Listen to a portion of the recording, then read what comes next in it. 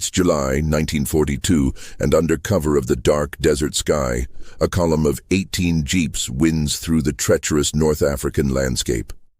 Major David Sterling leads the British Special Forces on a mission to attack a critical German airfield 230 miles northwest of Cairo, deep behind enemy lines. But even though Sterling has confidence in his team, he's feeling anxious. Where's the airfield? It should be right here. Suddenly, the black of night is replaced by hundreds of bright lights. At first, Sterling thinks they've been spotted. But it's only when the roar of an aircraft's SAS engines pierces the silence that he realizes what's happening. One of the Luftwaffe planes is about to land at their target. On Sterling's left are SAS legends, Captain Paddy Mayne. "Ah, she's a beautiful sight, sir," and Lieutenant Carol Mather. On his right, a unit from the French SAS. The French leader, aspirant André Zirnheld, waits eagerly for Sterling's command. "Time to go to work, boys." The men take their positions on the guns. On each jeep sits mounted twin Vickers K303 machine guns on front and back. Once the men signal they're ready, Sterling starts the attack. Who dares wins. The engines roar to life, and the line of jeeps begin to move forward. They race over the desert sand, charging into battle. At around 800 meters from the airfield, the once messy fleet of jeeps forms into a neat line, with Sterling's vehicle right in the middle, and Zirnheld and the others flanking either side. Then, as one of the commandos who was there, Stephen Hastings said, there was, first, one tentative burst, then the full-on chaos of 68 machine guns blasting away. The power of the guns shake and rattle the jeeps as they spray the target randomly. The twin Vickers are now firing at 1,000 rounds per minute.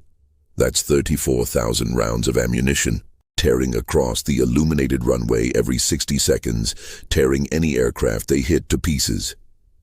From the Germans' perspective, it's just a wall of fire and noise, with red and white tracer bullets zipping towards them, tearing through anything they hit, while incendiary bullets light the planes on fire. It's a terrifying sight. The German Ju-52 that was coming in to land spots the tracer fire, but they're already on their final approach and are forced to touch down. Right after they land, the German defenders cut the lights, plunging the airfield back into darkness. The attackers stop firing, but this is just the start of their plan. Sterling pulls out a flare gun and shoots it into the sky. The flare arcs high, lighting up the desert in green. "Forward," he calls as the jeeps rush onto the airfield. Sterling leads the charge, followed by Zirnheld, with their jeeps rolling onto the runway in a tight formation, 2 columns, each about 4.5 meters apart. Sterling becomes the tip of a deadly arrowhead. They let loose their guns on the parked German planes. They blow Stuka dive bombers to pieces, and then turn their fire on the Bf-109 fighters. Nothing gets spared. Ju-88s, Bf-110s, Ju-52s. The pride of the Luftwaffe goes up in flames in the desert night. For the German troops, it's a total disaster. They're caught completely off guard and are in shock. Some of the men hide under the parked aircraft. It's not a good decision. The crew of the recently landed Ju-52 scramble to switch off their cockpit lights and engines, trying to hide among the other planes. The jeeps crawl by at a slow 2.5 miles per hour, barely faster than a brisk walk. They roll all the way down the runway without facing any resistance, leaving chaos behind them, and the Ju-52 and its crew are caught in the storm. The convoy hits the end of the runway and turns towards the taxiway, where more parked aircraft are waiting. Sterling signals to stop and quickly checks that all his jeeps are in line. Satisfied, he gives the go-ahead, and they continue their rampage of destruction down the taxiway. But that short break gives the German defenders a moment to regroup. A few Germans dash for a defensive position, grabbing a 20-millimeter Breda anti-air gun and some portable mortars. One German soldier yells, "If we don't stop them, all is lost." They let loose a mortar. Sterling hears a whistle overhead, and then the first mortar falls in the center of the formation, between the jeeps, almost taking out Zirnheld and the others. Then, The German anti-air guns and Italian Breda cannons begin to fire wildly at the British soldiers.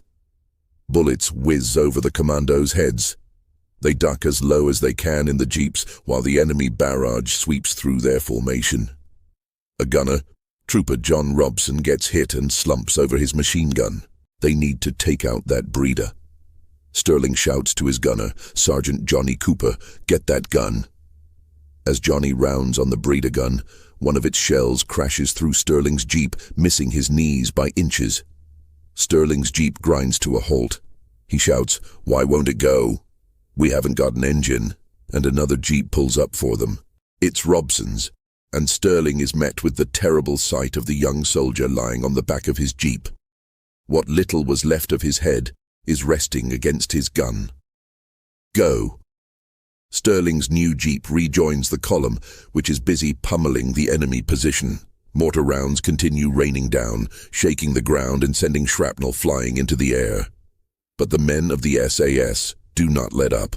Their fire rips through the enemy position. The Breda gunners and mortar crew are overwhelmed, and they fall one by one, with the survivors fleeing for their lives.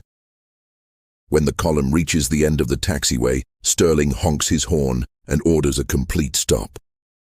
The jeeps park around him, and he shouts for them to shut off their engines, switch off, so he can be heard. The airfield falls into ghostly silence, illuminated by the giant bonfire that used to be Luftwaffe squadrons. Everyone okay? We? Yeah. Sterling is relieved to find that Robson is their only casualty. How much ammo have you got left? Half drum. 1 drum. 2 drums. They've still got plenty of ammo left. No point in leaving things half done. All right. We'll have one more go over this side of the dispersal area, then beat it. And watch out for those bloody Breda guns. The engines roar back to life, and they head toward the edge of the airfield. They drive past the wreckage, with shredded and burning planes everywhere. Among the debris, they spot a Bf-109 that's still intact, and they open fire, turning it into a pile of metal scrap. Sterling raises his flare gun one more time and fires. This time, it's a red flare and it signals their retreat. They're done. Or so they think. But under the glow, legendary officer Paddy Mayne spots an untouched Ju-52 transport among the wrecks. Without warning, Paddy jumps out of his jeep. Paddy grabs a bomb and places it on top of the transport's wing before going back to his men. "Come on, let's go." The Ju-52 explodes into flames as the SAS men speed off into the night. The Germans will send planes to look for them, but the men have got a plan. Their jeeps split into 4 groups. One group is headed by Lieutenant Carroll Mather. They drive through the night, and then, as dawn breaks, they hide their jeeps in thick bushes and decide to cook breakfast. Over the sizzle of sausages and the rumble of boiling water, they hear something. Aircraft. A German dive bomber passes overhead. As it circles by, sweat drips from the men. With the sigh of relief, they realize the Germans haven't seen them. So they carry on cooking their meal when suddenly they spot another and another. Mather whispers, "It's like a swarm of angry bees," and then shouts to his men, "Take cover." All 12 men duck under the bushes and hide. By then, the French group is dangerously out in the open. They manage to find some cover under a small ridge, but it's not enough. And they too hear the roar of engines in the distance. Zirnheld begins to scan the sky, and his eyes lock on the incoming aircraft. "Don't move!" They all freeze as 4 German Stukas head straight for them. They've been spotted. "Take cover." In a flash, bullets rain down upon their positions, and the soldiers are caught in a deadly storm of lead and sand. While this is happening, Sterling's team is burying their fallen comrade, John Robson. They don't see any German planes, so they use the moment of calm to give him a military-style funeral, marking off his grave with a makeshift cross made from cans. But the quiet service is interrupted by the sound of an engine. They freeze and, looking up, lock eyes with another Stuka bomber. Thankfully, it doesn't spot them and flies on. Back at the French camp, it looks like they might have survived the attack. Despite the noise and the chaos, everyone's fine. Then, the Germans turn back. The Stukas keep attacking for several minutes until they run out of ammo. As the planes fly away, the desert wind is the only sound remaining. That, and a slow, labored breathing. Second in command, François Martin, stumbles back up. It's carnage. 2 of their 3 jeeps are wrecked, and a man is lying on the ground. It's Zernheld. He's been hit in the stomach and the shoulder. They lift him to the remaining jeep and speed away. Night falls at last, and Mather's group pushes on through the desert.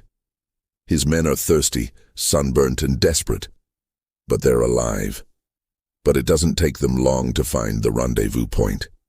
Soon after, they're joined by Paddy Main's unit, who didn't face much resistance. Sterling's men are also won their way back, but for them, the terrain is proving just as tough an enemy as the Germans.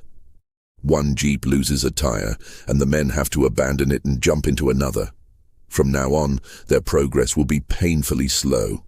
To make things worse, they can't find any of their landmarks. They're lost, and food, water, and fuel are running low. If they can't find the rendezvous point soon, they may never leave the desert. They decide to take a chance and keep moving during the day, but find themselves completely lost.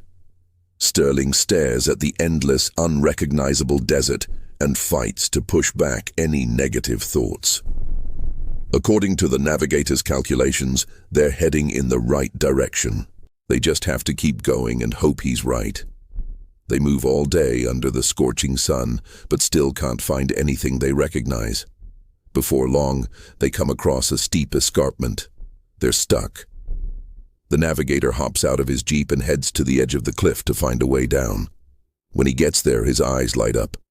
At the bottom are British jeeps parked at the rendezvous point. He runs back, waving his arms in the air. "We made it!" Sterling's group finally reaches their hideout on July 29th, 2 days after the raid. But it's not a joyous occasion. As the French speed across the desert, Martin tries to give Zernheld first aid.